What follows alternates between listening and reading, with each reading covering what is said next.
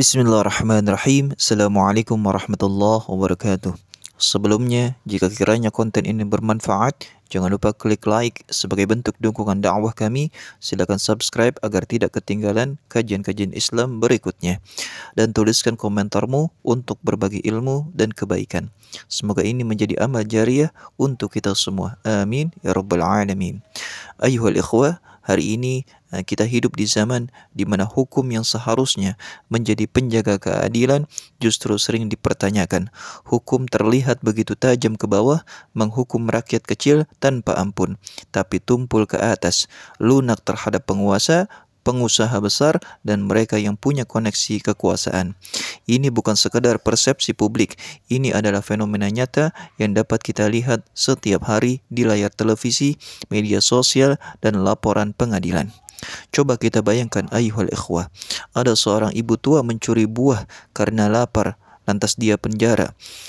Apa pedagang kecil ditindak karena tak punya izin, tapi para koruptor triliunan rupiah, banyak yang dihukum ringan, hidup dalam kemewahan di tahanan, dan bahkan bisa bebas semaunya.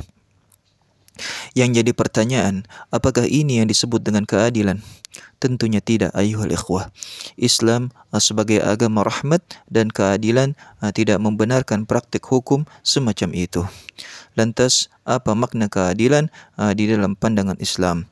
Secara bahasa, keadilan berasal dari kata al-adlu yang berarti lurus, seimbang atau tidak memihak. Secara istilah, keadilan berarti meletakkan sesuatu pada tempatnya, memberikan hak pada yang berhak, dan menghukum pelanggaran tanpa melihat status sosialnya.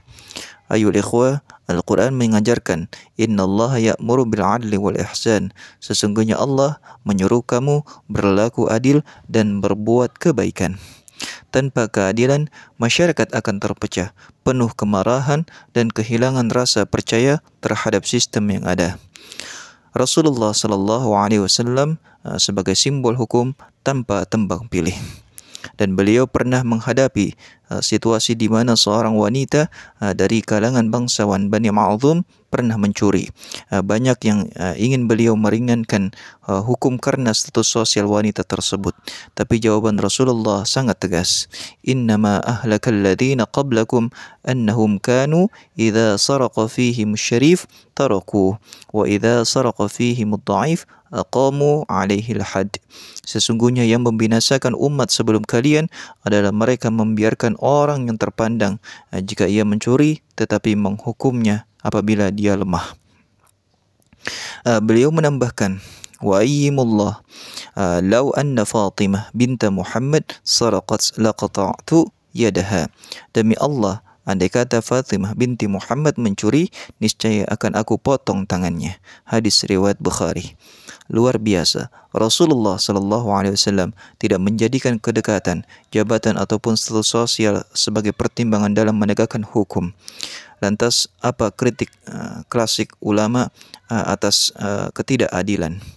Contohnya Ibnu Taimiyah dengan sangat tajam mengingatkan, Innallaha yuqimud daulah al-adilah wa in kanat kafir, wa la yuqimuz zalimah wa in kanat muslimah.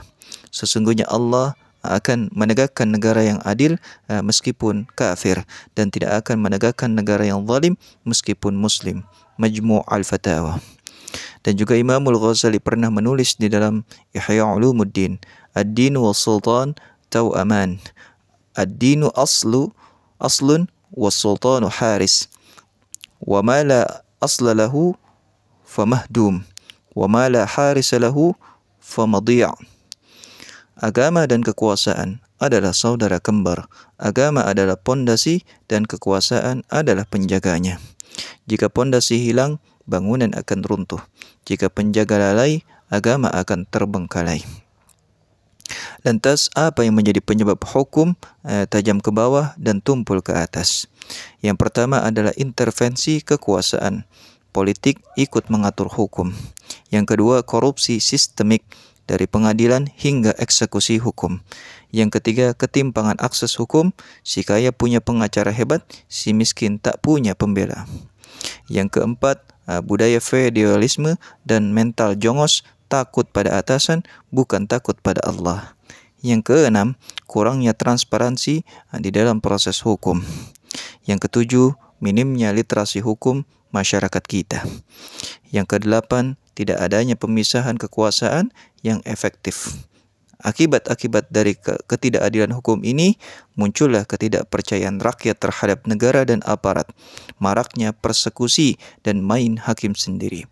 Moral bangsa yang merosot, hukum dijadikan alat kekuasaan. Potensi konflik horizontal dan vertikal pun meningkat adanya. Negara gagal menghadirkan rasa aman dan rasa keadilan. Dan doa orang-orang terzalimi yang tak tertolak, Rasulullah pernah bersabda, "Ittaqi da'watal mazlum fa innaha tuhmal 'alal ghamam. Yaqulullah wa 'izzati wa jalali la ansirannaki walau ba'da hin." Takutlah kalian terhadap doa yang orang terzalimi, karena ia dibawa di atas awan. Allah berfirman, "Demi kemuliaan dan keagunganku, aku pasti akan menolongmu meskipun setelah beberapa waktu." Hadis riwayat Tabrani. Islam menawarkan sebuah solusi di mana penegakan hukum harus secara independen dan tidak berpihak, dan juga harus adanya audit dan transparansi lembaga hukum, dan juga menumbuhkan nilai-nilai takwa di kalangan aparat dan para hakim, dan juga menguatkan literasi hukum pada masyarakat kita, dan juga menghadirkan lembaga kontrol publik yang kuat tentunya. Islam menyuruh, "Ya ayyuhalladzina amanu kunu qawwamina bil qisti syuhada'a lillah walau ala anfusikum." Wahai orang-orang beriman, jadilah penegak keadilan sebagai saksi karena Allah meskipun terhadap dirimu sendiri. Sebagai penutup, ayyuhal ikhwah, selama hukum masih menjadi alat kekuasaan, selama hukum hanya menghantam rakyat kecil dan memanjakan elit, selama itu pula keadilan hanyalah sebuah mimpi. Marilah kita jadikan Islam sebagai inspirasi dalam membangun sistem hukum yang adil, merata, dan berintegritas.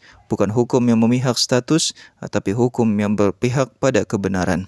Wa tilkal ayyamu nudawiluha bainan nas. Dan masa kejayaan dan kekuasaan itu kami pergilirkan di antara manusia. Ingat, keadilan adalah pondasi kekuasaan. Jika hukum tumpul ke atas dan tajam ke bawah terus dibiarkan, maka akan kehancuranlah, bukanlah hal yang jauh dari kita. Semoga kita terhindar dari kehancuran tersebut. Hadanallah wa iyyakum ajma'in. Wassalamualaikum warahmatullahi wabarakatuh.